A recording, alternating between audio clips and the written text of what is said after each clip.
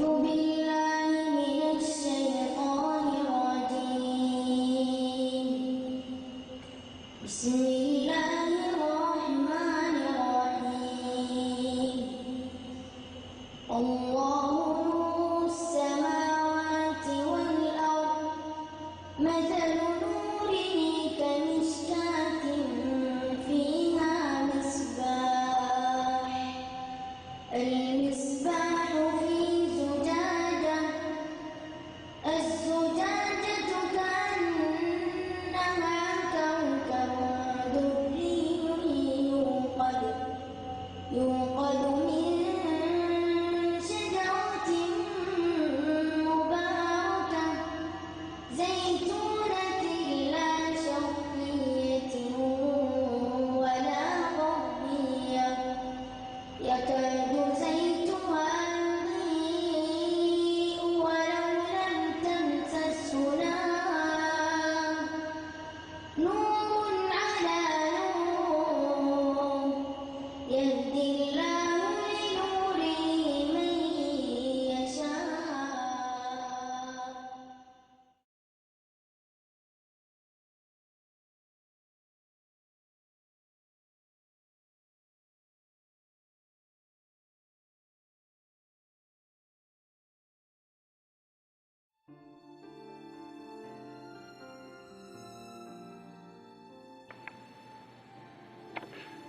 Hi, my name is Andy Petro.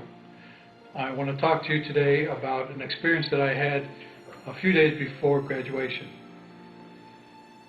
We went to a senior class picnic just prior to graduation, and in that picnic event, during that picnic event, I was swimming out to a raft by myself, got cramps, I drowned, I died, I went into the light, and then I came back again.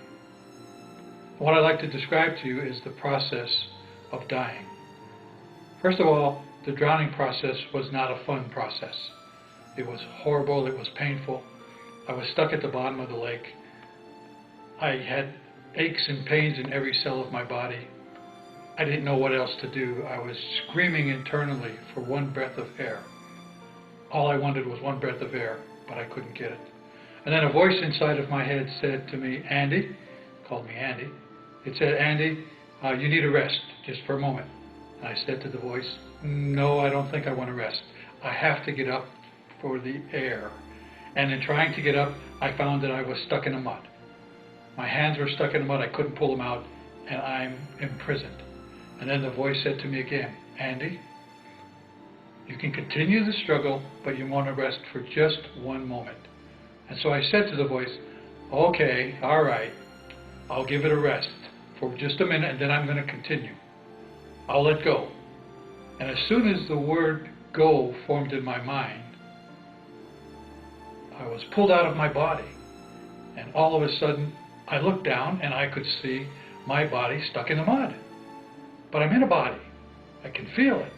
No longer am I cold and freezing and stuck in the mud, but I'm warm. And I'm filled with a love and a peace that I cannot explain. So in less than a microsecond, from freezing, cold, horrible pain, I was filled with love and peace and happiness and smiles. And as I looked opposite from my body, looked up into the tunnel, there I saw light. The light was so bright that it was brighter than 10,000 suns. And I immediately said, this should be burning my retinas. But it wasn't. It was a gentle but powerful light. It was pulling me. It was pulling me like a gentle magnet, closer and closer.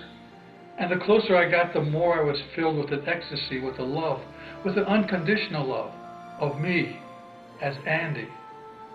And as I got closer to the light, all of a sudden, I popped into a giant sphere. It was about the size of a basketball coliseum, and I was suspended in the middle of this sphere, and all around me, at all parts of the sphere, up, down, sideways, left, right, all over, were miniature motion pictures of my lives and what was going on. And I could see, I could touch, I could feel, I could sense every emotion that was taking place in all of those lifetimes. And when I would concentrate on one, I would immediately be there. I would be reliving what I had lived. And I would remember the reliving. And then I would think about another area, and then I'd pop into another movie. And I would do this for some period of time, but you have to understand that when you're in the eternal now, time doesn't make any sense. So it isn't time like yesterday, today, and tomorrow. It's happening all the time, all at once. And I was there for an extended period using earth terms. And then all of a sudden I popped out of the sphere, and now I'm in front of the light. And the light is so warm and so glowing and so forgiving. And the light had no judgment. There was no condemnation. There was no blaming, no shame. There was nothing but love and acceptance. And the light was viewing me. The light knew everything that I ever thought, did, or will do. It knew everything. And the light welcomed me. And the light said, "Andy, don't be afraid." And I was impressed. I mean, the light knew me and called me by my name. Called me Andy. Oh, that was pretty good. And then the light said, "Andy, I love you." And then the light said, "Andy, we love you." Now when the light said, "Andy, we love you," I looked in back of the light. And the light was a huge, giant form that I've never seen on earth, and that I cannot describe. But I recognize it, and I can see it right now in my mind's eye.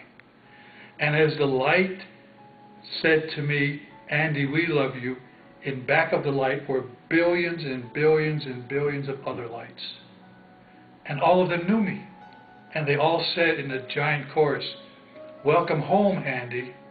And I said out loud, "I'm home. At last I'm home." And the light welcomed me. The light absorbed me into the light. So I was part of the light. And once I was in the light, I knew everything the light knew. I knew all about the universe. I knew everything about flowers, about plants, about asteroids, about suns, about novas, everything. I didn't have a question for the light. Why?